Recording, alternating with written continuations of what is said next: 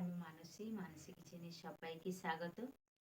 তো আজকে দুপুরবেলায় খেতে বসেছিলাম, তো এত পরিমাণে বৃষ্টি পড়ছিল।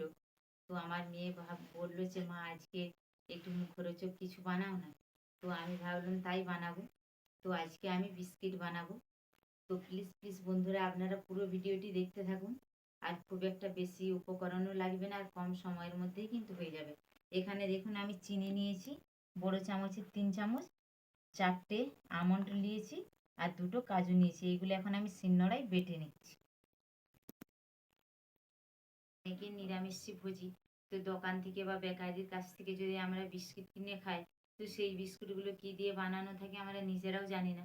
তো একদম এই সহজ পদ্ধতিতে এইভাবে যদি আমরা বাড়িতে বানিয়ে খাই, নিজেও খেয়ে খুশি হবেন আর তৃপ্তি পাবেন, আর অপরকে খাইও কিন্তু খুশি হবে, আর সেও খুশি হবে যে খাবে।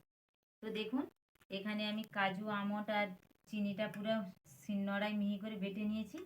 এখানে আমি 1 বাটির মতন ময়দা নিয়েছি, দিয়ে দেব স্বাদ অনুসারে লবণ। তো লবণটা অবশ্যই কিন্তু এখানে দেবেন, মিষ্টিকে ব্যালেন্স করবে আর স্বাদও ভালো আসবে।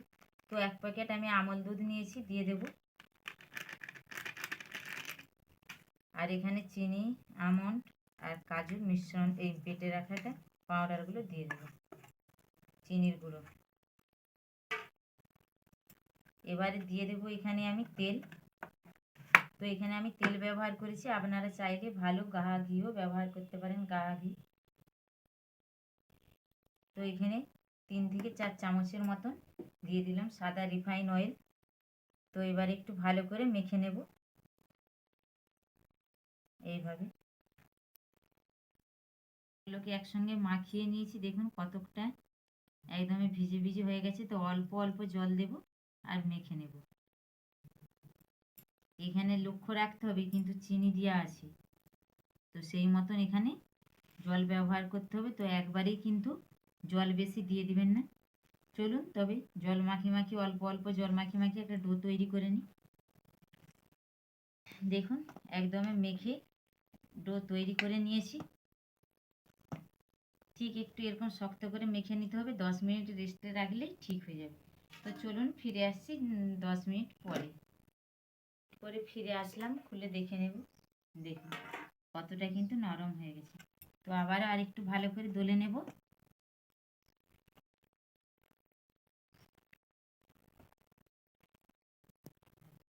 একটা গড়িয়ে নিয়েছি, আমি আমার পছন্দের ডিজাইন করে নিয়েছি। তো আরেকটা দেখিয়ে নিচ্ছি, দেখুন এখান থেকে একটু করে নিয়ে নিলাম। দেখুন দিয়ে এইভাবে তালুতে ঘুরিয়ে নেবেন। ঘোরানো হয়ে গেলে এইভাবে হাতের তালু দিয়ে চেপকে নেবেন, দিয়ে এইভাবে দেখুন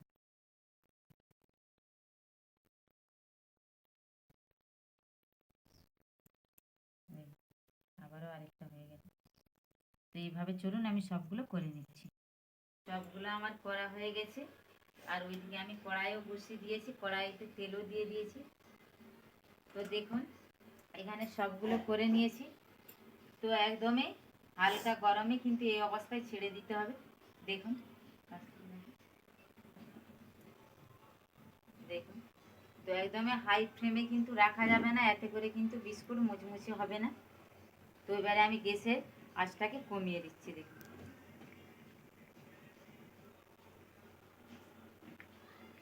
দেখুন এইদিকে একবারে দেখুন, এই যে কমিয়ে দিয়েছি। তো এইভাবে চলুন উল্টিয়ে পাল্টিয়ে মচমচা করে ভেজে নিচ্ছি। তো মুচমুচে করে ভেজে নিয়েছি, হালকা আছে। তো তুলে নিচ্ছি। আরেক আরেক কয়েকটা রয়ে গেছে, সেমভাবে ভেজে নেব। ভেজে নিয়ে একটু ঠান্ডা করে নিয়ে আপনাদেরকে দেখাবো কতটা মুচমুচে হয়েছে। তো একটু গরম গরম রয়েছে, ভাবলাম এটাই দেখিয়ে দিই। দেখুন দেখুন একবারই কত সুন্দর মুচমুচে, দেখুন হাত দিলে ভেঙে যাচ্ছে। দেখুন খুব সুন্দর হয়েছে, খেতেও দুর্দান্ত, সে খুব সুন্দর লাগছে। তো এখানে আমি একটা বলতে ভুলে গেলাম, মিস্টেক করে দিয়েছি। আমি খাবার সোডা দিয়েছিলাম, তো এটা বলতে ভুলে গিয়েছিলাম, দেখানোও হয়নি। তো আপনারা দিবেন। তো এরকম এই বাড়িতে এইভাবে একবার হলো বিস্কুট বানিয়ে খেয়ে দেখবেন, খেতে দুর্দান্ত স্বাদ লাগবে। আমার এই বিস্কুটের রেসিপিটা কেমন লাগলো অবশ্যই কমেন্টের মাধ্যমে জানাবেন। ভালো লাগলে লাইক শেয়ার করবেন।